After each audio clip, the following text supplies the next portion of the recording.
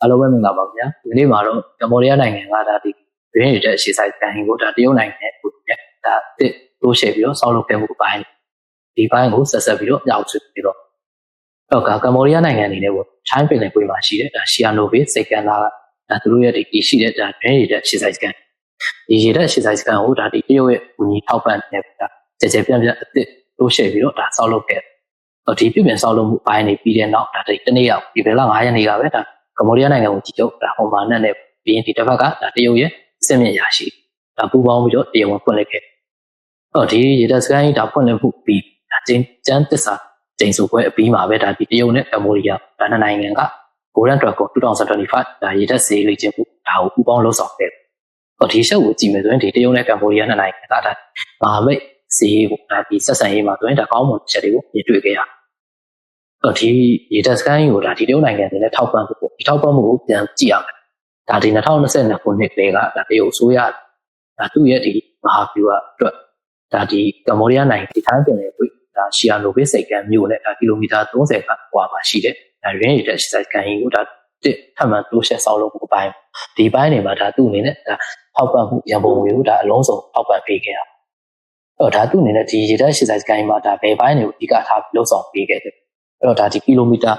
300ရှိလေရတဲ့ဒါရေနက်စိတ်ခံတရားပြီးရင်ဒီဘက်မှာတစ်ဖက်ကဒါတန်ချိန်9004ချိန်ရှိတဲ့တင်မောချင်းတစ်ခုပြီးရင်ဒီတန်1004ချိန်ရှိတဲ့ဒါတင်ငယ်တစ်စင်းပါမယ်ပြီးရင်ဒီကမ္ဘောဒီးယားနဲ့တရုတ်ဒါပူးပေါင်းထောက်ပံ့ပို့ဆောင်ရေးပြီးရင်လေ့ကျင့်ရေးစင်တာတွေပါမယ်ပြီးရင်ရုံးခန်းဆောင်ဒီဟာတွေအားလုံးစစ်မြင့်တယ်ဖို့ပါပဲဒါတရုတ်အနေနဲ့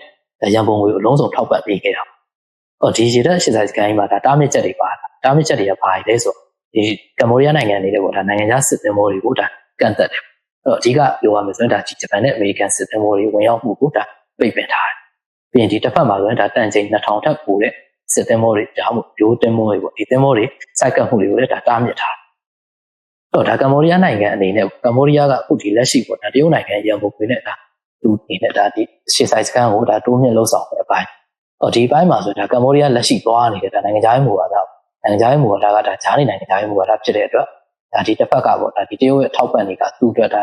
နောက်ဆက်ဖြစ်လာနိုင်တာဒါကမ္ဘောဒီးယားနိုင်ငံအနေနဲ့ဒါတရားဝင်ကြေညာထားတယ်ခုဒီလက်ရှိပေါ့ဒါသူ့ရဲ့ဒီရေတပ်ရှေ့ဆိုင်စကန်ကဒါမဟာမိတ်နိုင်ငံတွေရဲ့ဒါစစ်သင်္ဘောတွေပြီးရင်ဒါနှစ်နိုင်ငံစေးလေ့ကျင့်မှုတွေအတွက်ဒါဖွင့်လှစ်ပေးထားတယ်လို့ဒါတရားဝင်ပြောကြားထားတယ်ဒါဒီအမေရိကန်နဲ့မဟာမိတ်နိုင်ငံတို့ဒေသတွင်းမဟာမိတ်နိုင်ငံတွေအားလုံးကတော့သူ့ရေတပ်ရှေ့ဆိုင်စကန်ကြီးဖွင့်လှစ်မှုကဒါတရုတ်အတွက်အဓိကဒါဒီသူတို့ပေါ်ဒါကင်ထောက်စကန်ကြီးဖြစ်လာနိုင်တယ်အဲ့အတွက်လည်းဒါသူတို့အနေနဲ့စိုးရိမ်ပြီးတော့ဒီတစ်ဖက်ကဒါတောင်တရုတ်ပင်လယ်နဲ့ဒါမလကာရေလက်ကြားမှာဆိုရင်ဒါတရုတ်အတွက်အဓိကပေါ့ဒါဒီစေးဩဇာချက်ထွင်မှုအပိုင်းလို့ဒါဒီအမေရိကန်နဲ့ဒါအနောက်မဟာမိတ်အုပ်စုတွေကပြောကြားထား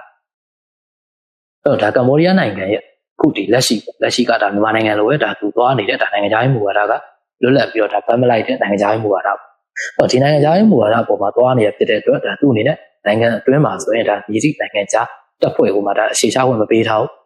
းဒါခုဒီလက်ရှိတရုတ်ရဲ့အကူအညီနဲ့ဒီရှေ့ဆိုင်စကန်ဖွင့်လှစ်ခဲ့တာဖြစ်တဲ့အတွက်ဒီသွားနေတဲ့မူဝါဒအပေါ်ကိုဒါဒီထိခိုက်လာနိုင်တာဒီချက်တွေကလည်းဒါသုံးသပ်စရာဖြစ်လာတ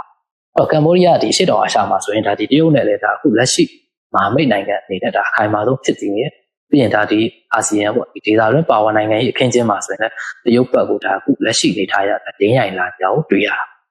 တာဒီချက်တွေနဲ့ပတ်သက်ပြီးတော့ဒါခုတည်းကမ္ဘောဒီးယားနိုင်ငံမှာဒါတရုတ်နဲ့ပူးပေါင်းမှုဒီကဒါကောင်းဘက်မှာရှိနေတယ်လို့ဒါဒီဘက်ကအမေရိကန်နိုင်ငံအနေနဲ့ပေါ့အမေရိကန်နိုင်ငံအနေနဲ့ကလည်းဒါဒီတရုတ်ရဲ့ဒါပထဝီနိုင်ငံရဲ့ရည်မှန်းချက်ပြီးရင်ဒီကမ္ဘောဒီးယားရဲ့ဒါကာဝေးဆိုင်ရာလိုအပ်ချက်ပေါ့ဒီလိုအပ်ချက်နှစ်ခုကြားမှာပေါ့ရေတပ်ရှေ့ဆိုင်စကန်ကြီးကဒါအန်ချက်ညီဆိုတာထိန်းချုပ်ပေးထားတယ်ဒီလိုထိန်းချုပ်ပေးထားတယ်ဆိုပေမဲ့လည်းဒီ Pacific Indo-Pacific ဒေသလုံခြုံရေးမှာတော့ဒါအမေရိကန်နဲ့ကမ္ဘောဒီးယားအတွက်အဓိကဒါအခြေတင်ဖြစ်လာနိုင်ဒီရေတပ်ရှေ့ဆိုင်စကန်ကြီးကဒါအဓိကကမ္ဘောဒီးယားအတွက်အမေရိကန်ပါတဲ့ဒါဒီအနောက်မဟာမိတ်အုပ်စု